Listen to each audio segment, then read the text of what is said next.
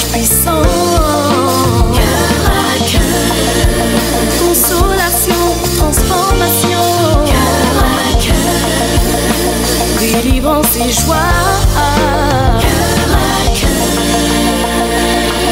cœur à cœur.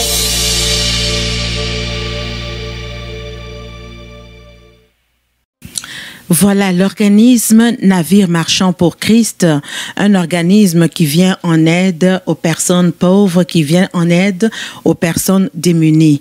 Vous savez, dans la parole de Dieu, je lis dans Deutéronome 15, le verset 11, le Seigneur nous dit ceci: il y aura toujours des indigents dans le pays. C'est pourquoi je te donne ce commandement: tu ouvriras ta main à ton frère, aux pauvres et à l'indigent dans le pays.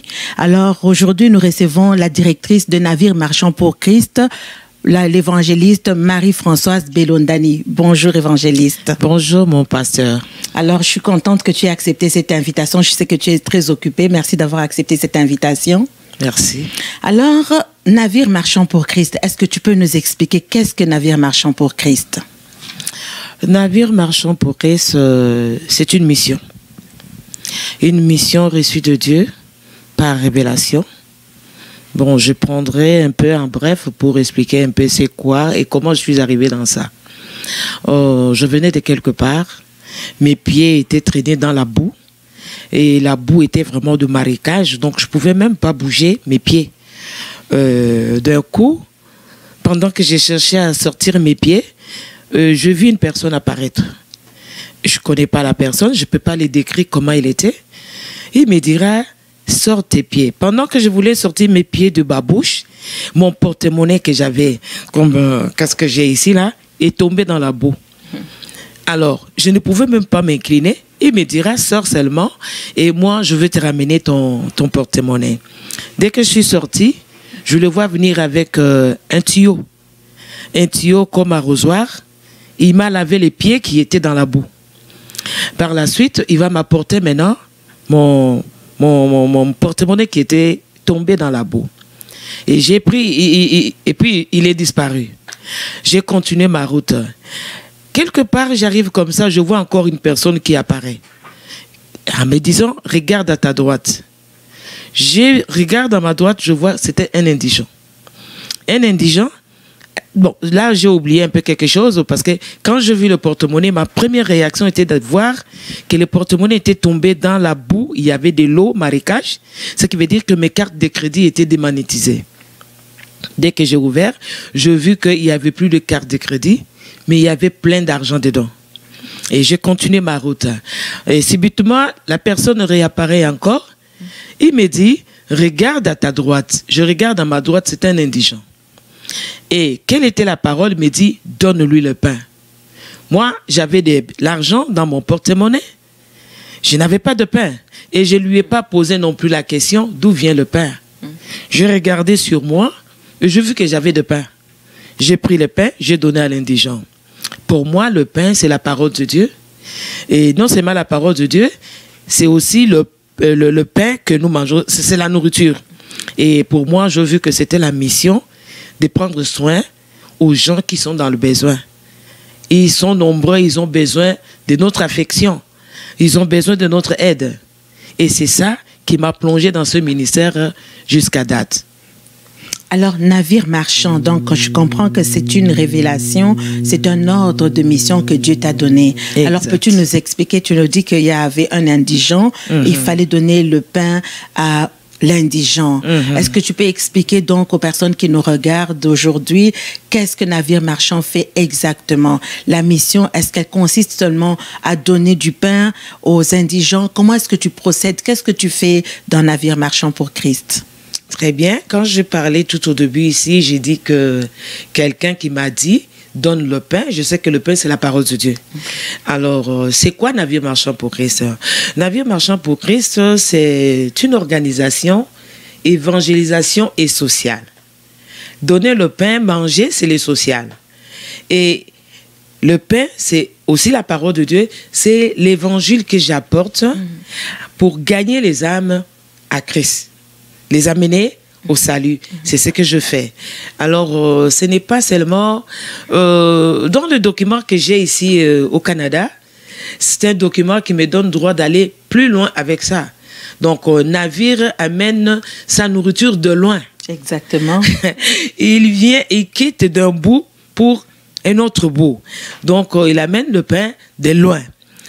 Le pain, non seulement pour lui-même, mais c'est pour donner aussi aux autres personnes. C'est un moyen de transport. Donc, un transport transporte toutes sortes de choses. C'est ce que fait Navire Marchand pour Christ.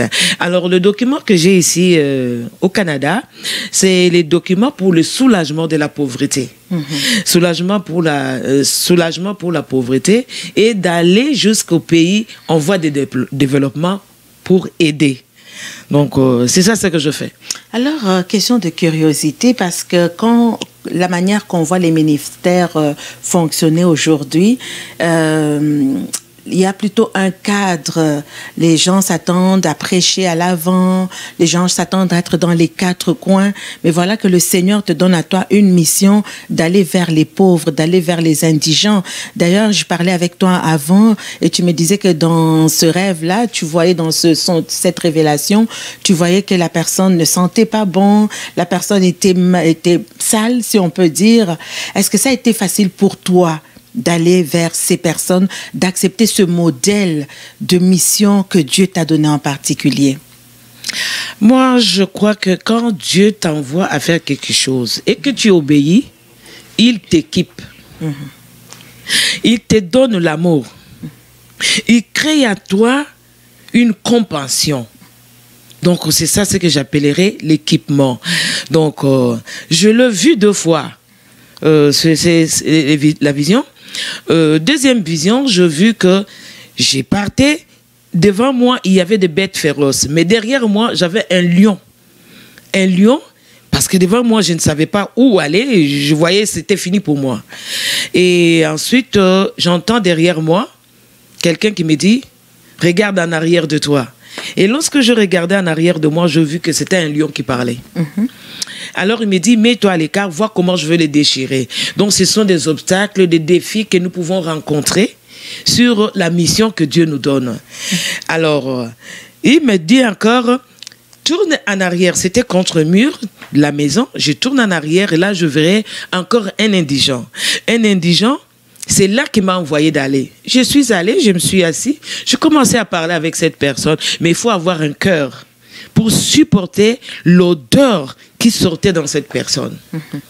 Je parlais avec, à un moment donné, cette phase-là m'est retirée de songe et je verrai maintenant la personne est rentrée dans la baignoire, en train de se laver. Donc c'est ça la mission. Les difficultés, quand Dieu t'envoie, il t'équipe, lui-même prépare comment tu vas entrer. Les défis ne manqueront pas. Mais le problème, c'est nous. Ou j'accepte, ou je refuse. Mais moi, j'ai accepté. Alors, justement, tu parles des défis. Parle-nous un peu de quelques défis que tu peux rencontrer. Les défis, il y en a vraiment énormes. Les défis, il y a des moyens, des substances. Le défi, il y a aussi des gens que nous rencontrons. D'autres peuvent, quand tu essayes de parler. Quand je parle de la parole de Dieu, ce n'est pas l'évangélisation comme dans l'église. C'est créer des relations. Donc, je cherche à rapprocher la personne vers moi. Donc, je ne regarde pas mon niveau. J'essaie de descendre jusqu'à son niveau pour créer une relation. Et c'est là qu'il va lui permettre de s'ouvrir pour essayer un peu d'entrer dans sa vie, savoir quelle est la situation qui le dérange, quel est le problème qu'il traverse, qu'est-ce que je peux lui venir en aide. C'est ça. Alors, les défis, oui, c'est descendre à son niveau.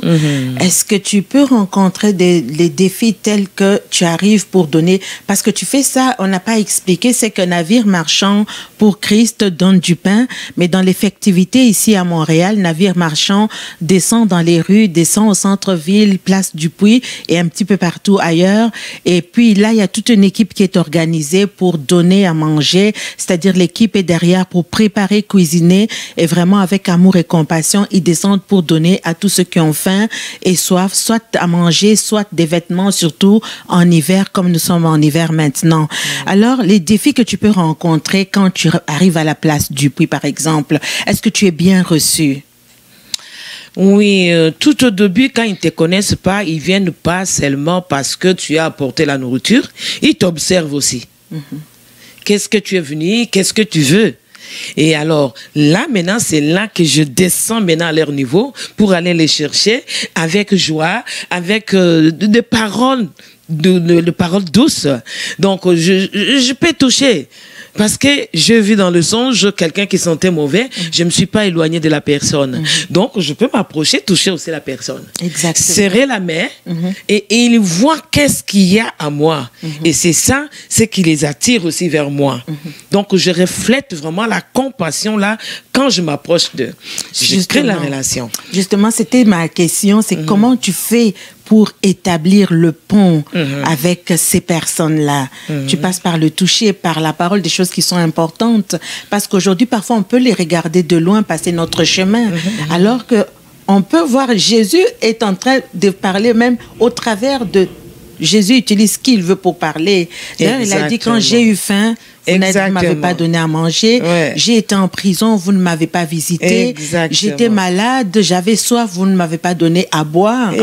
Donc, parfois, on peut passer à côté de la pensée, de l'urgence de Dieu, parce qu'on est tellement focalisé sur notre mode à nous de penser ou de faire.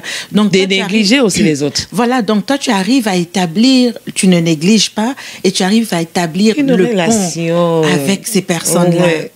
Comment tu fais? Tu disais par le chant, par... Oui, je vais avec les chants. Moi, quand je chante, Donc, d'abord, ça prend quelque chose que tu aimes. Tu le fais avec joie. C'est pas quelque chose poussé par quelqu'un où je dois rendre compte à quelqu'un. Je sais qui m'a appelé. Et toujours la parole de Dieu dit, c'est lui qui parle de lui-même, il s'est glorifié. Mais celui qui parle de celui qui l'a envoyé, celui-là est vrai. Donc tout ce que je fais, je le fais vraiment dans la vérité, dans la joie. Pour accomplir la mission pour laquelle j'ai été envoyé. Donc, j'ai pas seulement besoin d'aller me mettre devant l'altar là-bas dans l'église pour prêcher, mais il y a d'autres façons d'amener les gens vers le Seigneur.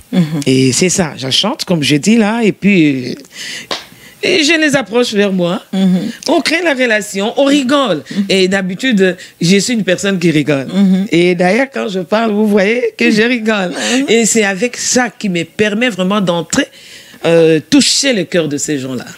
Effectivement, j'étais déjà accompagnée dans une de tes missions.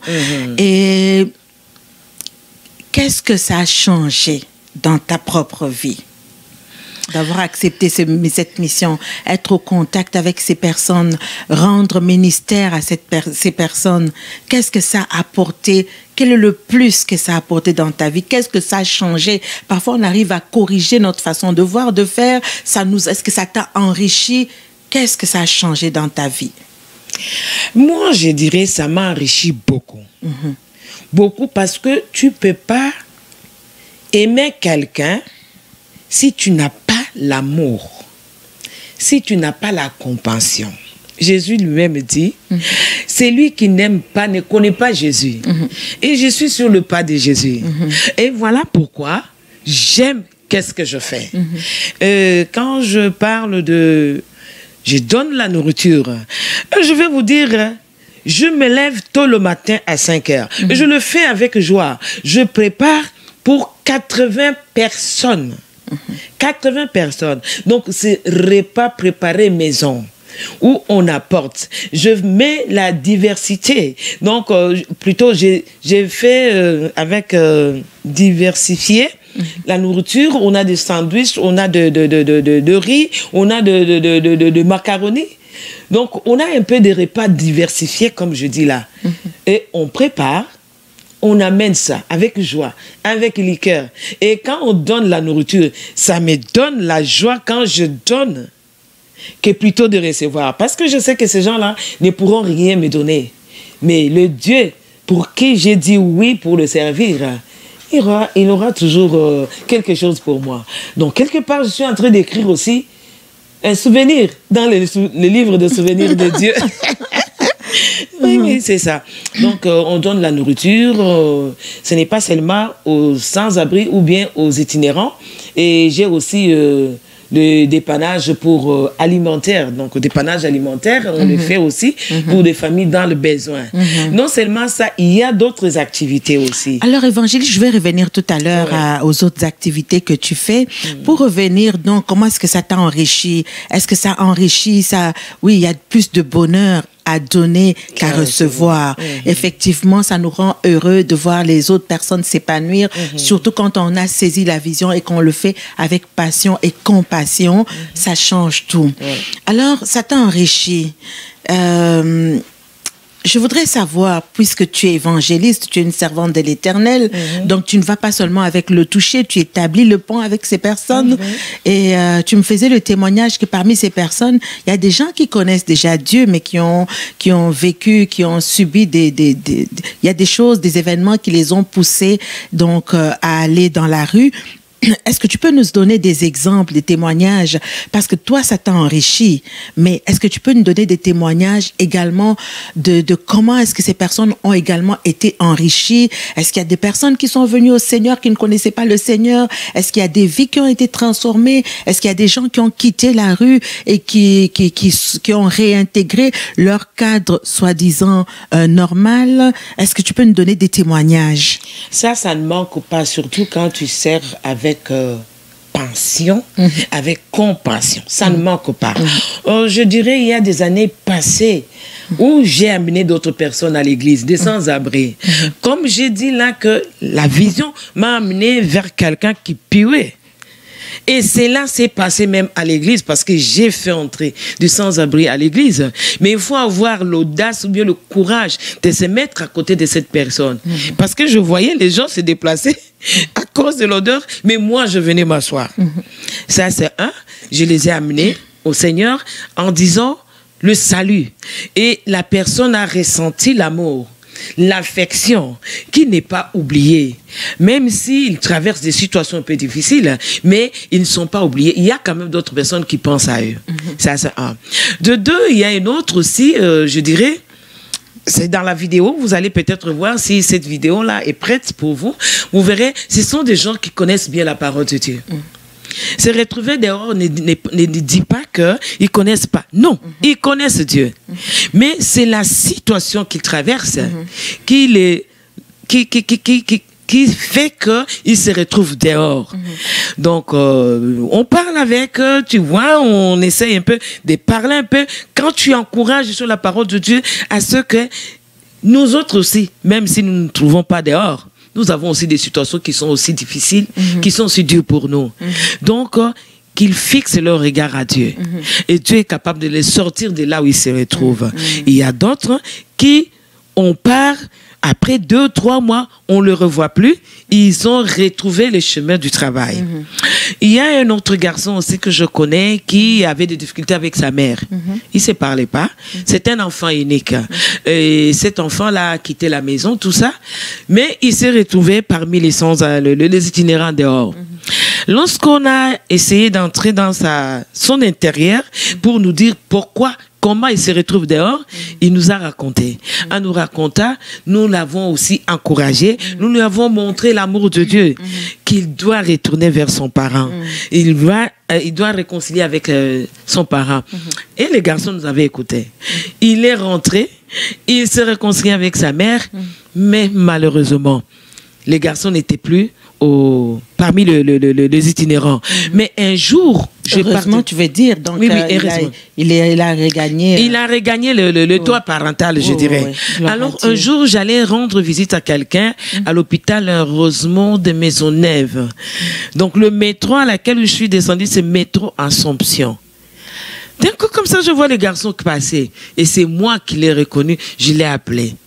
Je lui ai demandé comment ça va. Il dit, je vais au travail. Je dis, comment ta mère? Ça va bien, mais malheureusement, après cela, quelques mois après, ma mère était morte. Donc, il y a aussi un autre qui, il nous voit comme ça. Avec tout ce qu'il traverse, il se disait que, priez pour moi, je sens que je vais mourir. Et il est avec moi dans la photo. Peut-être on va vous le montrer aussi. Priez pour moi, je sens comme si je vais mourir. Alors on lui a dit que tu ne mourras pas. Tu ne mourras pas. La mort, il faut l'accepter. La mort, il faut aussi la refuser. Alors, on a prié sur lui que tu ne mourras pas. Et Dieu merci, le mois prochain, on revient, on trouve la personne très joyeuse, en forme. Donc, lui-même commence à crier sur son Jésus-Christ, le Jésus que nous lui avons parlé. Tout à l'heure, tu disais, évangéliste, que tu faisais des repas jusqu'à 80 personnes. C'est quand même beaucoup de préparer pour 80 personnes. Est-ce que tu reçois de l'aide? Est-ce que tu as une équipe avec toi? Comment tu fais pour t'organiser? Exactement. Pour m'organiser, oui, j'ai une équipe. Et parmi l'équipe, comme le service de l'inspection pour la nourriture, donc il y a des contrôles dans ça. En tant qu'organisme, nous devons nous préserver aussi. Je ne donne pas la nourriture à n'importe qui que ce soit.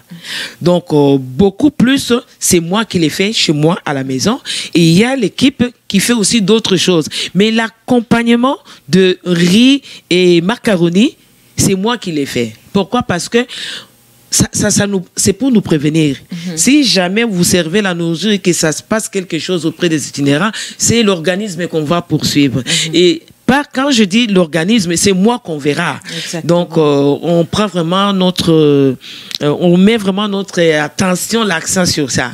On prépare et on y va. Ensemble avec l'équipe, on distribue. Et d'ailleurs, dans le vidéo, vous verrez aussi l'équipe avec laquelle je sors avec. OK. Alors, jusqu'à 80 repas, c'est beaucoup, effectivement. C'est très important de prendre soin de la sécurité alimentaire parce que c'est contrôlé. Alors, quand je parlais de recevoir de l'aide, est-ce que la forme d'aide dont je parle, c'est l'aide financière? Parce que 80 repas, c'est quand même beaucoup. Tu le fais le 3e samedi du mois. Alors, 80 repas, c'est beaucoup. Est-ce que tu reçois de l'aide? Merci, financière mon pasteur. pour pourvoir à ce ministère. C'est ça les défis que nous rencontrons aussi.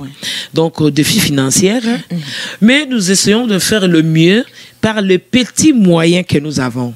Donc, avec l'équipe que j'ai, on essaye de mettre des dons. Donc, c'est un organisme qui peut marcher avec les dons des gens. Les dons financiers, donc aussi, peut-être, d'ailleurs, j'en profite pour demander aux partenaires, aux gens qui nous regardent. Nous avons besoin de partenaires. Il n'y a pas de subvention sur ça, mais il y a l'amour, il y a la compassion. Comme le pasteur venait de dire tout à l'heure ici, si on fait quelque chose, c'est à Jésus. C'est écrit dans le livre de Matthieu 25. Matthieu 25 nous parle que j'avais faim. Vous ne m'avez pas donné de nourriture. J'étais malade, vous ne m'avez pas visité. C'est Jésus qui dit. Et il ajoute, parce que là, c'est écrit dans le verset 35, si je ne me trompe pas.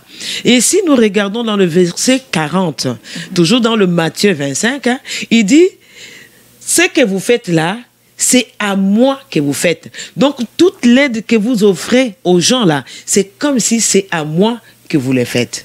Et quand je regarde dans le verset aussi 45, si vous ne le faites pas, c'est à moi que vous privez. Donc, Jésus nous parle d'une manière ou d'une autre. Voilà pourquoi je lance mon invitation. L'organisme a le reçu d'impôt.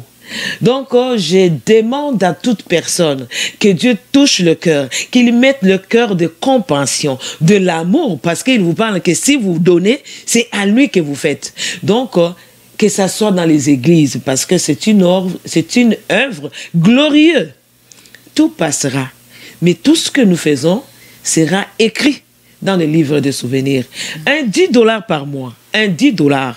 Vous pouvez nous contacter au numéro que je vais vous donner. Un $10 par mois.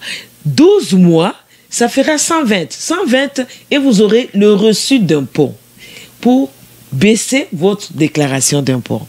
C'est ça l'aide que nous pouvons avoir financièrement auprès des hommes, auprès des gens. Là où vous ne pouvez pas partir, vous mandatez Navire Marchand pour Christ, il va le faire pour vous. Les bénéfices que nous aurons, vous aussi, Dieu vous bénira pour ça. C'est ça ce que je voulais dire. Voilà, donc c'est un organisme de charité, un organisme de bienfaisance. Alors les besoins sont grands. On n'a plus beaucoup, il nous reste 30 secondes à peu près pour finir. Donc où est-ce qu'on peut vous rejoindre?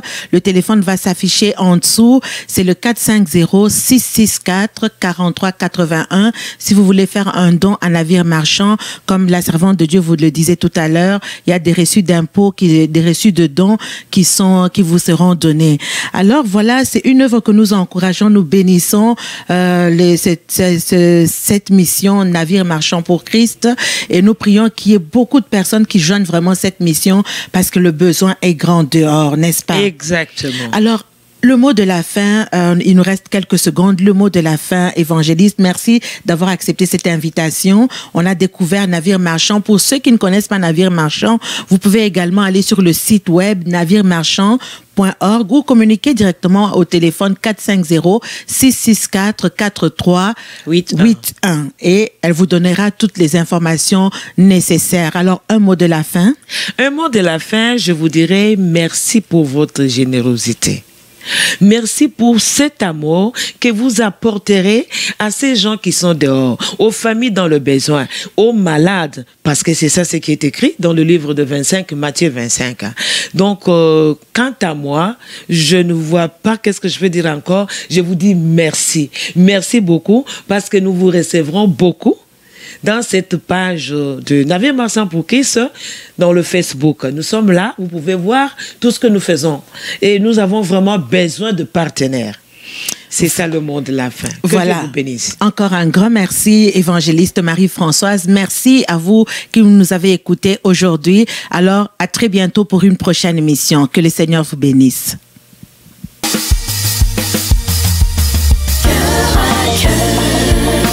Témoignage puissant, cœur à cœur, consolation, transformation, cœur à cœur, délivrance et joie, cœur à cœur, cœur à cœur.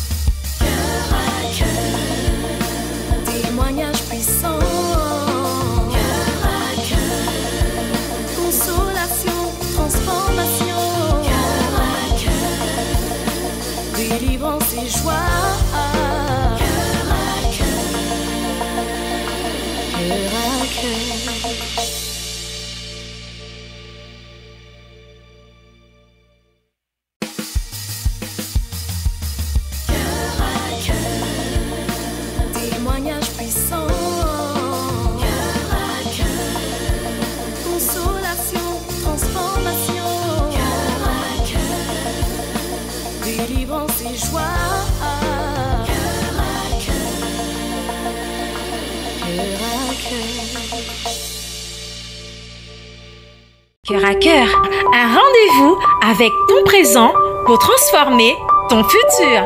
Cœur à cœur, parce que Dieu agit encore. Cœur à cœur, parce que Dieu agit encore.